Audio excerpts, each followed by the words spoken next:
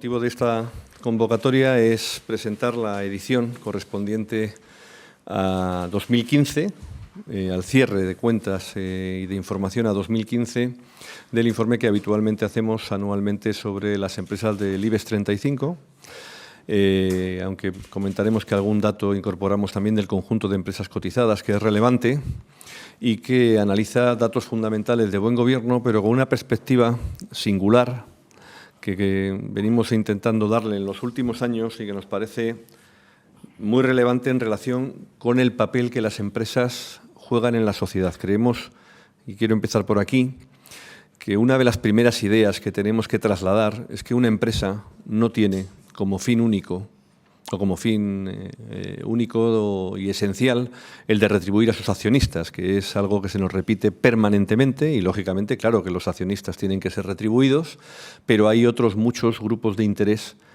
que tienen que beneficiarse de la actuación de una empresa que no deja de ser una institución social de primera magnitud, y el que pongamos el foco sobre las empresas del IBEX 35 pues es colocar el foco sobre las principales empresas españolas.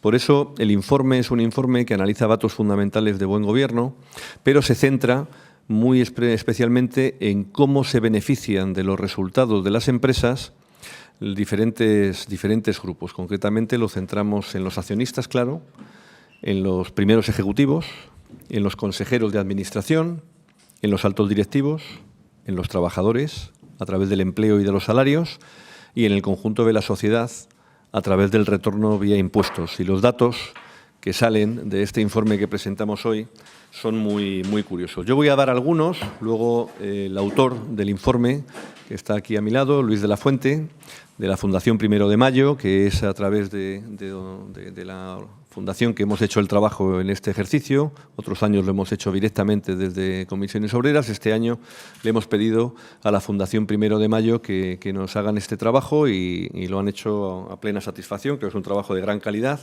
y sobre el que cualquier dato posterior que se quiera tener podemos contrastarlo, y o bien directamente llamando aquí o bien directamente a través de Luis podremos informar de él.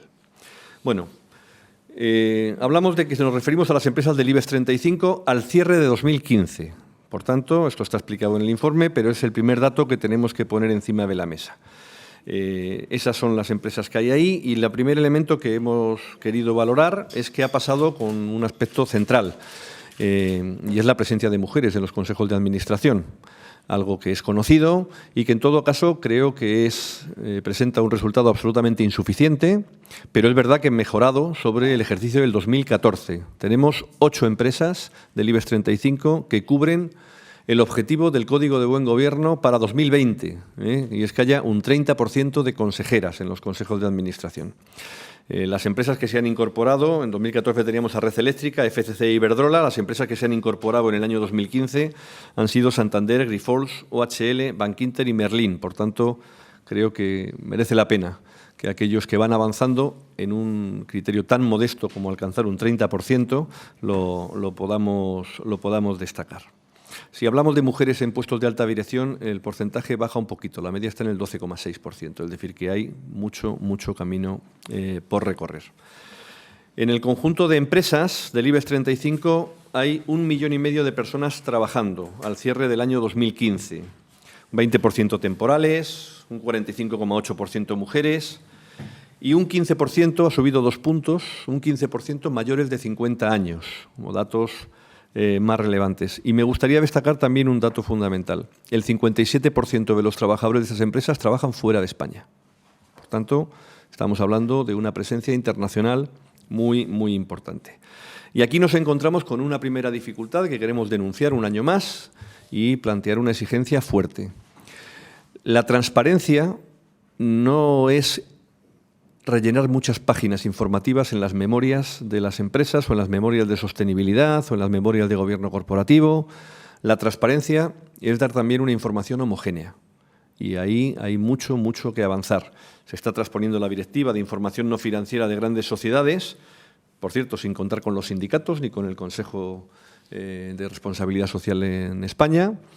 Y la realidad es que nos encontramos con una dispersión grandísima de información. Cada empresa elige lo que da, si lo da por países, si lo da por zonas geográficas, si determina las zonas geográficas de una manera o de otra, si da datos de España, no da datos de España y los da de península ibérica. Es decir, tenemos un problema de dispersión en la información que se tiene que corregir, porque es la única manera de poder hacer un control y un seguimiento adecuado de lo que estas empresas están haciendo.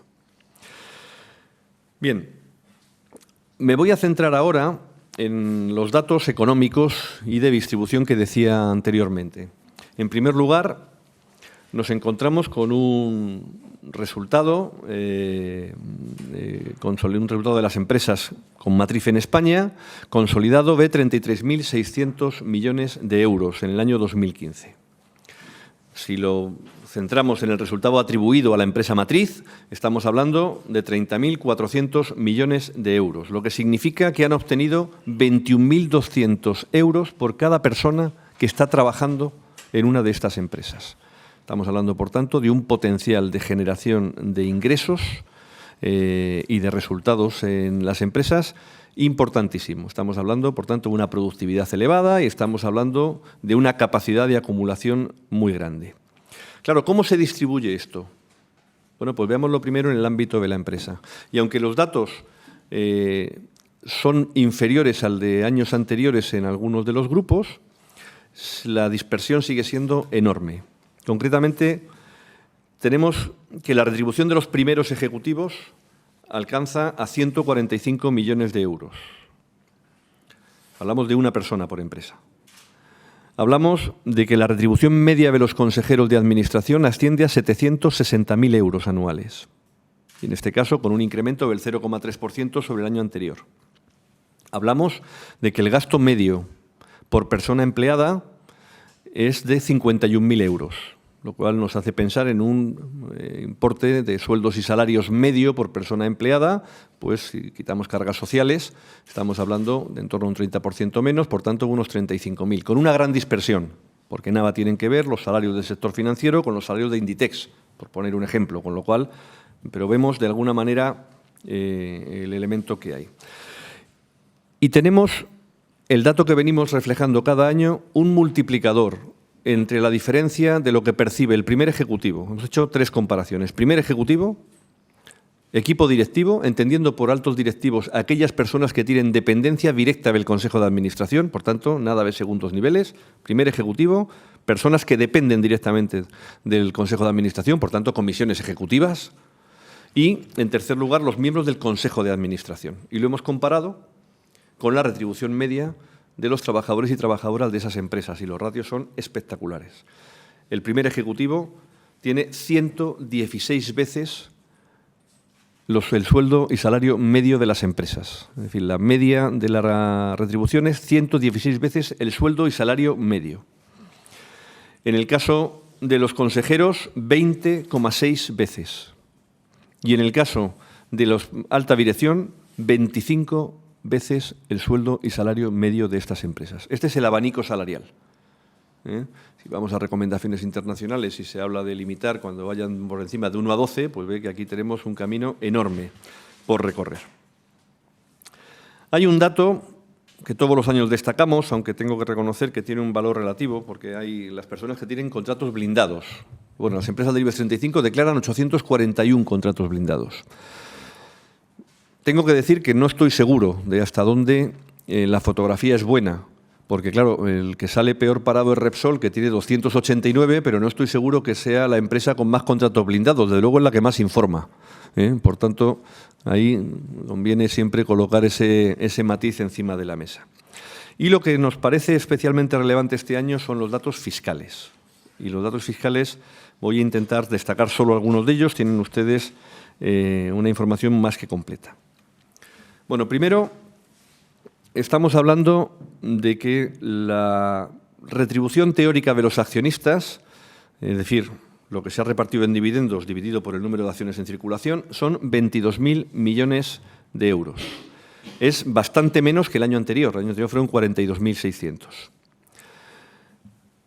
Pero estamos hablando de que es el 128% del resultado individual de estas empresas. Es decir, han repartido más dividendos de lo que han tenido como resultado individual, lo que significa financiar con cargo a otras partidas.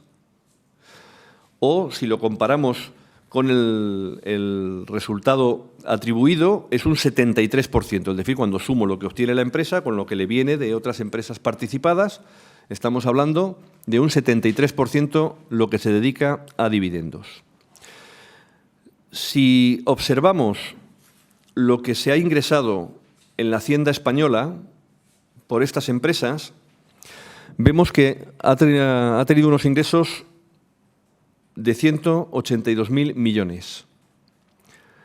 De ellos, 96.800 millones son las retenciones de IRPF de sus empleados. Por tanto, no es fiscalidad que soporte la empresa, es fiscalidad que soportan sus trabajadores.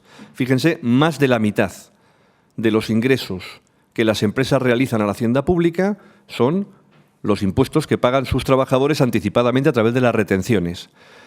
La segunda partida en impuestos directos, es el impuesto de sociedades. La primera, el IRPF, la segunda, el impuesto de sociedades. Y en impuestos indirectos, los ingresos son 82.700. Con esto me gustaría enfatizar un dato. Comparar 2007 con 2015. En el año 2007, el informe lo recoge perfectamente, el peso relativo de los impuestos directos que pagaban las empresas era de un 60% del total de la carga fiscal. 60% impuestos directos, 40% indirectos. El indirecto lo soportan los consumidores. El indirecto es el IVA, fundamentalmente.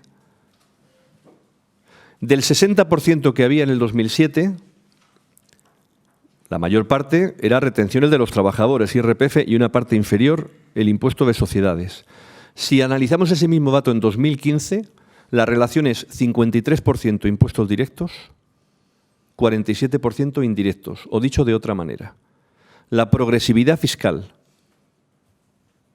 de la aportación de las empresas españolas a la hacienda pública ha disminuido en 7 puntos en los últimos 8 años o en los 8 años de la crisis. Si nos fijamos en el impuesto de sociedades en 2007, ahora no hablamos ni de indirectos ni de la tributación de los trabajadores, el impuesto de sociedades en 2007 era un 22% de lo que ingresaban las empresas. Y en 2015 es el 11%. Por tanto, la fiscalidad directa soportada por las empresas del IBEX 35 ha caído a la mitad en términos relativos entre el año 2007 y 2015. Varias empresas han tenido ingresos tributarios o como consecuencia de su liquidación fiscal. Estamos hablando de Telefónica, Abertis, Santander, Iberdrola y Gas Natural, que han recibido en el ejercicio del 2015, 2016 sobre 2015, 2.600 millones de ingresos de devoluciones de Hacienda, frente a 1.400 millones el año anterior.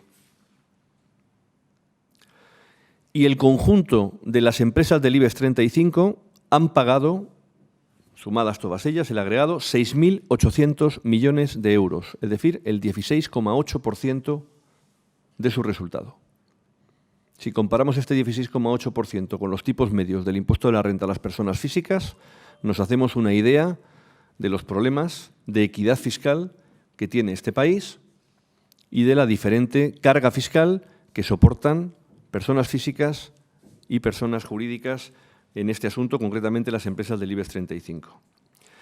Pero si hacemos además una lectura de cuánto es lo que van a poder minorar en el futuro la carga fiscal estas empresas, vemos que en cuentas individuales, la matriz en España tiene créditos fiscales contra la hacienda pública por 66.600 millones y en cuentas consolidadas por 49.000 millones.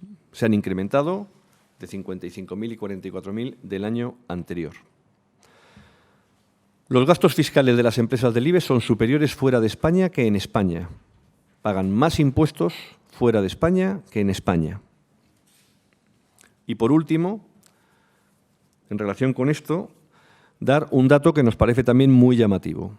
Lo que han dedicado las empresas del IBEX 35 a ingresar a la hacienda pública española por impuesto de sociedades en el año 2015 han sido 20.600 millones. Lo que han dedicado a retribuir a sus accionistas han sido 26.300 millones. Por tanto, si analizamos el multiplicador entre la retribución de directivos, consejeros y alta dirección respecto a los trabajadores medios y, por otro lado, analizamos lo que han aportado a los accionistas y a la hacienda pública, vemos la distorsión que hay en relación con la retrocesión, la devolución de resultados a los diferentes intervinientes en la empresa. Y para terminar, un dato que todos los años destacamos y que este año también sigue teniendo una relevancia importante, y es la importancia de los auditores. Solo 4 firmas auditan a todas las empresas del IBEX. Solo 4 firmas. Deloitte, KPMG, Ernst & Young y me falta una. Y Pricewaterhouse. De ellas hay una que concentra el 44% de las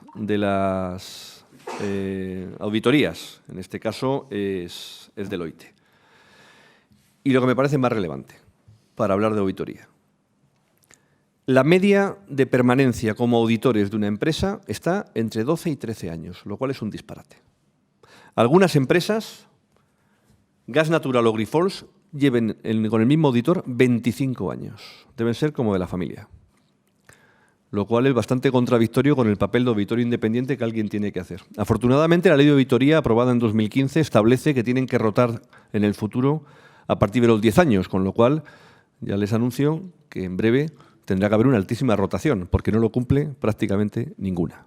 Y es un elemento de control de cuentas, de control de la actuación de las empresas, que debería de tener una apariencia de independencia mucho mayor que la que muestran estos datos.